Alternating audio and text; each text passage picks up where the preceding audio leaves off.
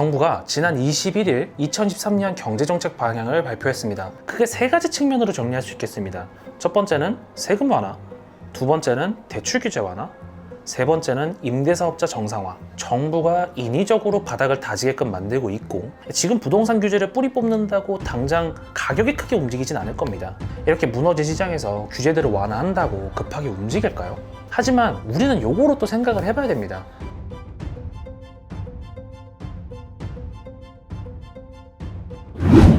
안녕하세요 여러분, 오은임장입니다. 드디어 따뜻한 소식이 들려왔습니다.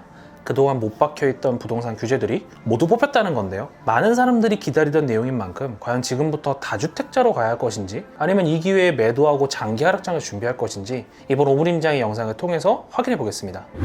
정부가 지난 21일 2013년 경제정책 방향을 발표했습니다. 전문은 총 66장으로 기재부 홈페이지에 가면 보도자료로 다운받으실 수가 있고요. 혹시 부동산 외의 정책 방향이 궁금하신 분들은 직접 들어가서 보시면 되겠습니다. 저희는 유튜브 채널이기 때문에 과연 부동산에서는 어떤 정책들이 발표가 됐는지 하나씩 씹고 뜯고 즐겨보겠습니다. 이 가장 위에 타이틀이 보이시나요?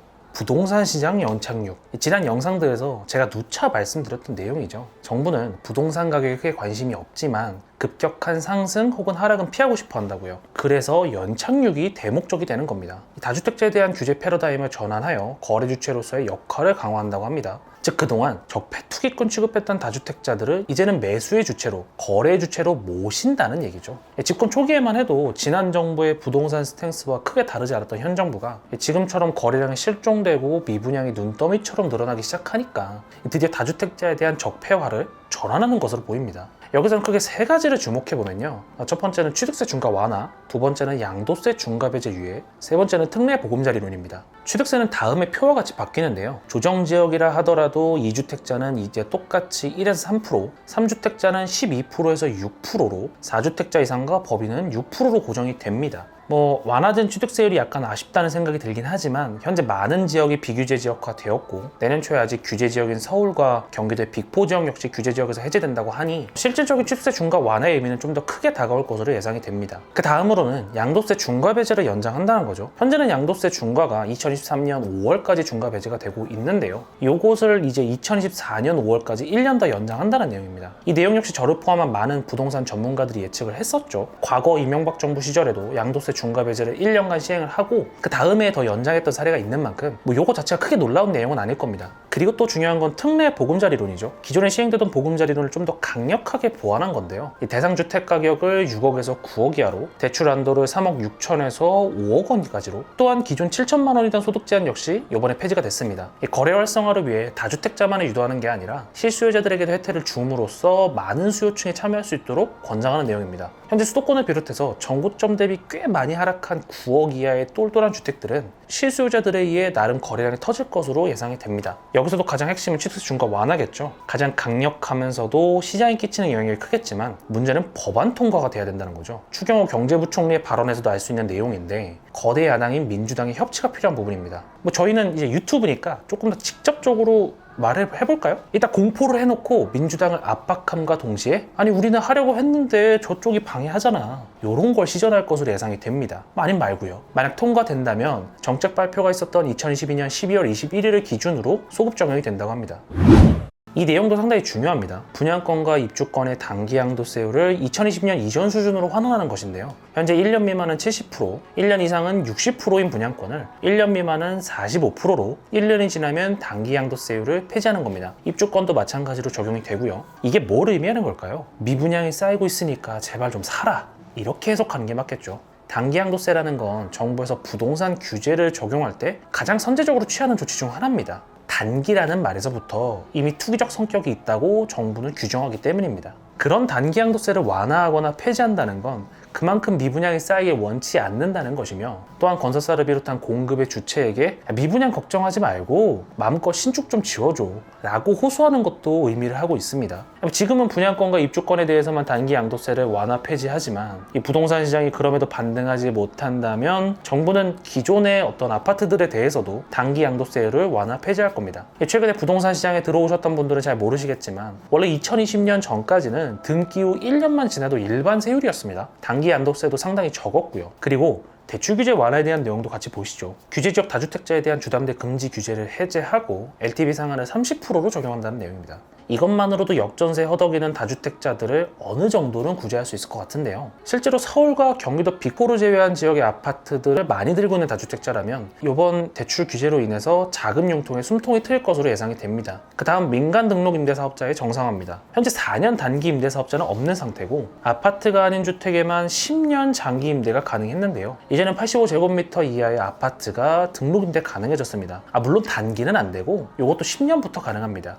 그리고 그동안 사장돼 있었던 매입 임대사업자 역시 부활합니다. 핵심 내용만 보면요. 수도권 6억 이하, 비수도권 3억 이하의 신규 아파트를 매입 임대하는 사업자의 경우 60제곱미터 이하는 85%에서 100%를, 60제곱미터에서 85제곱미터는 50%의 취득세를 감면해준다고 합니다. 취득세뿐 아니라 양도세 중과와 종부세 합산에서도 배제가 되고요. 의무기간은 10년이지만 요거를 15년까지 확대 적용하는 사업자들에게는 수도권 9억 이하, 비수도권 6억 이하의 주택까지 적용을 해준다고 합니다. 등록 매입 임대 사업자들에게는 대출 인센티브도 있는데요. 규제 지역 내 LTV 상한은 일반 다주택자보다 더 확대해준다고 합니다. 일반 다주택자가 규제 지역에서 대출받을 시 30%의 LTV를 적용받으니 아마 40에서 50% 정도의 LTV를 등록 매입 임대 사업자가 받지 않을까 싶습니다.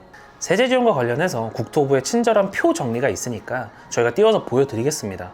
참고하실 분들은 잠깐 영상을 멈추시고 확인하시고요. 그리고 규제 지역을 연초에 해제하고 민간 택지 분양가 상한제 역시 조정한다고 하는데요. 현재 서울을 비롯한 경기도 빅4, 과천, 하남, 광명, 성남 등을 내년인 2023년 초 해제한다는 내용입니다. 취득세 중과 완화, 등록 매입 임대 사업자 이 두 개하고 잘 맞물리겠죠? 물론 서울 내에서도 강남과 같은 지역이 모두 규제 지역에서 풀리기는 전망하기 어렵고요. 아마 강남 3구를 비롯한 핵심 지역은 그대로이지 않을까 예상이 됩니다. 이렇게 부동산의 각종 규제들이 대거 완화되거나 폐지된다는 소식을 저희의 의견을 곁들여서 전달을 드려봤는데요. 크게 세 가지 측면으로 정리할 수 있겠습니다. 첫 번째는 세금 완화, 두 번째는 대출 규제 완화, 세 번째는 임대사업자 정상화. 사실 지난 21일 정부의 이런 정책이 발표되기 직전에 저희가 바로 영상을 하나 올렸었죠. 그 내용에서도 계속해서 말씀드렸던 것이 있습니다. 정부는 거래량이 필요하고 그 거래가 낮은 가격에서의 매수, 급매 처리 이런 것이든 뭐든 상관없습니다. 다만 많은 거래만 있으면 되는 겁니다. 그래서 취득세를 완화하고 양도세를 풀어주고 등록 매입 임대사업자를 유도해서 임대사업을 하라고 권장하며 실수요자들에게도 특례 보금자리론을 실시하여 적당한 집이라고 판단되면 매수하라고 유도하고 있죠.